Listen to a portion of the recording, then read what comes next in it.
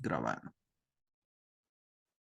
¿Dónde estás? Este tema me encanta. Y es este mon. Muy bien.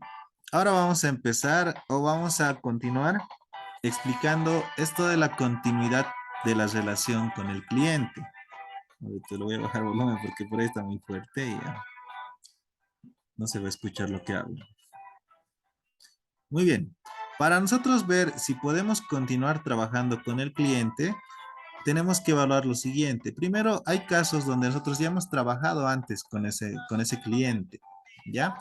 En ese caso, lo que tenemos que hacer es actualizarnos y verificar la información de manera que podamos ver si podemos continuar con el cliente, seguir trabajando y también ver ver la actualización de la documentación, o sea, actualizar la documentación de información, ¿no?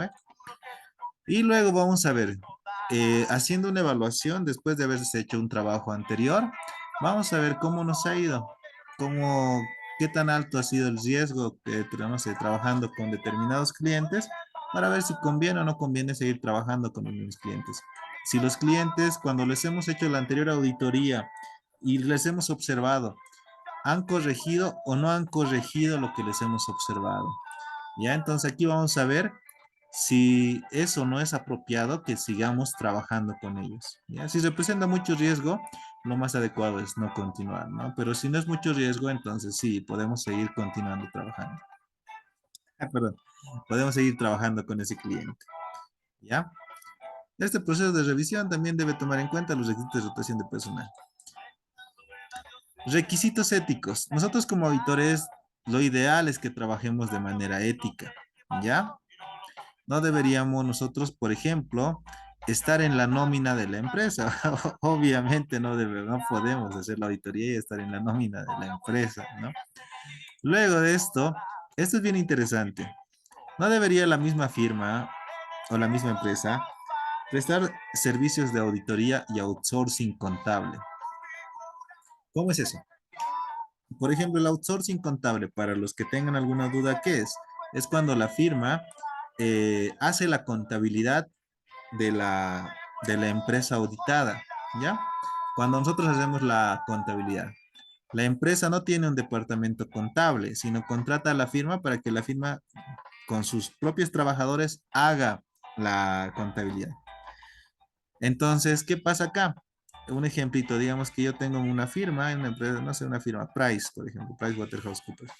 Van a hacer la contabilidad de una empresita, una empresa cualquiera, ¿ya? Digamos, me voy a inventar de, no sé, pues, de, no sé, de una empresa, de una importadora, no sé, que se llama, ¿qué tengo acá? Importadora cristal, digamos, ya, una importadora que importa cristal. Entonces Price va y se lo hace su contabilidad, ¿ya? Y aquí el problema está en que Price se lo ha hecho su contabilidad, trabaja con outsourcing contable.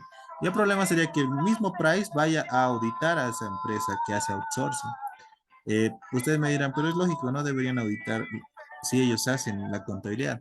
El tema está en que, aunque no deberían, pasan muchos casos donde ese límite entre lo que es el outsourcing y lo que es la auditoría es una línea tan delgada que provoca que tal vez provoca muchas observaciones dentro de estas firmas grandes y hace que las firmas caigan en esto y les observen y que tengan que pagar grandes multas.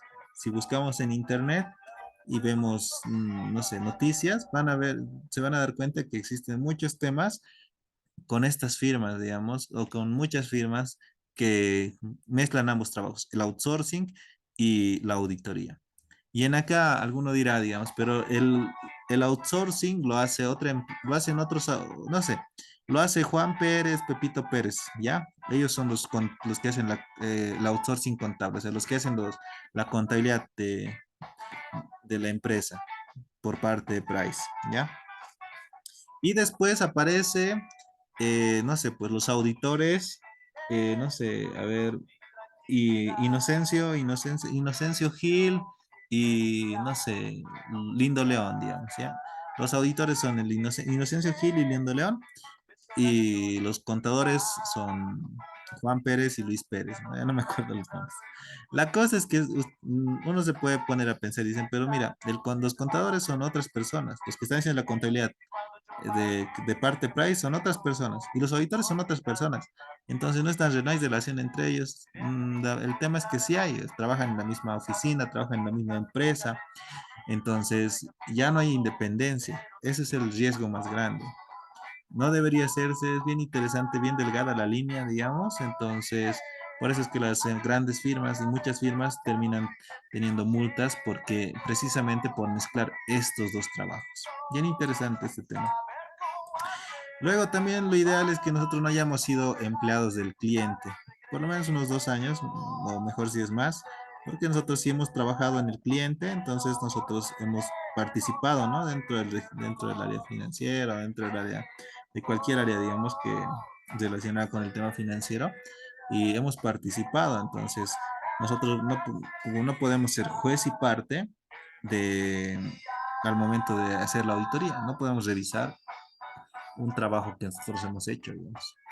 Y siempre hay que manejar, ¿no? Un cierto tema de independencia, un margen de, no sé, o sea, objetividad, que hagamos un buen trabajo. Luego, conflictos de intereses, tales como familiares, empleados en el cliente, como contador y o tesorero. Acá puede haber muchos temas que pueden afectar, digamos, los intereses, ¿no? Entonces, por ejemplo, que la empresa contrate a lo que son familiares, digamos, ¿no?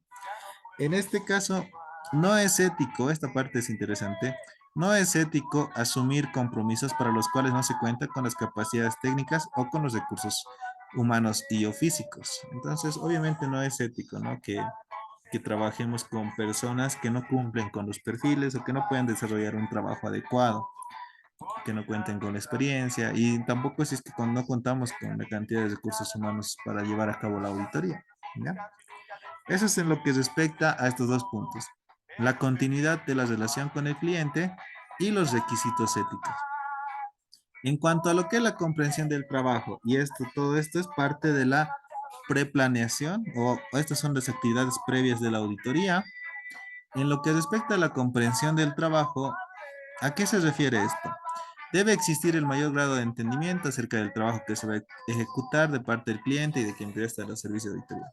Entonces, acá nosotros deberíamos tener cierto grado de formación, cierto grado de conocimiento, primero de las normas con las que se preparan los estados financieros, ya sea que se usen NIF, que se usen normas contables, USGAP u otras normas, ¿no? Con las que se preparan los estados financieros. Tenemos que tener, obviamente, también determinar el alcance de la revisión, cuál es el periodo de revisión que vamos a nosotros alcanzar, cuál va a ser nuestro alcance de la auditoría. Tenemos que tener clara es la diferencia entre la responsabilidad de la auditoría y la responsabilidad de la dirección. Obviamente la responsabilidad del auditor es la opinión, es la emisión de la opinión. Entonces nosotros tenemos que como auditores emitir la opinión adecuada, después hacer una buena revisión. Pero la responsabilidad de la dirección o la responsabilidad de la gerencia o responsabilidad de la administración es que ellos son los responsables de la preparación de los estados financieros, ¿ya? Los responsables, los de la gerencia, los de la administración son responsables de la preparación de los estados financieros. Los auditores no son para nada responsables de la preparación de estados financieros. Los que preparan los estados financieros son los de la administración, son los de la gerencia, ¿ya? Tenemos que considerar también la planeación, tener una planeación adecuada, los honorarios, acuerdos adicionales, todo eso. Entonces, todo esto es interesante y es adecuado a nosotros que antes de empezar a hacer la auditoría, vayamos a realizar actividades previas que nos ayuden a tener, ¿cómo se diría? Que nos ayude a tener un mejor, ¿cómo les digo? O sea, que nosotros podamos con las actividades previas tener un mejor desempeño de la auditoría, ¿ya? Y minimizar los riesgos que puedan ocurrir. Entonces, lo ideal es eso, ¿no? Nuestro objetivo es eso, minimizar los riesgos y tener un buen trabajo, desarrollar un buen trabajo. Muy bien, con eso terminamos lo que es la fase de preplaneación.